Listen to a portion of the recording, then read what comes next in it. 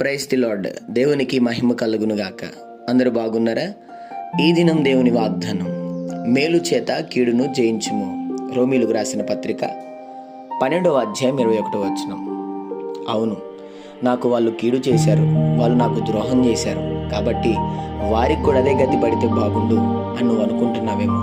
కానీ నీకు కీడు చేసిన వారు, నీకు ద్రోహం చేసిన వారి జీవితం గురించి నువ్వు ప్రార్థన చేయాలి. ఈరోజు నీ వాక్యం ద్వారా దేవుడు నీతో మాట్లాడుతున్న మాట, మేలు చేత కీడును జయించు.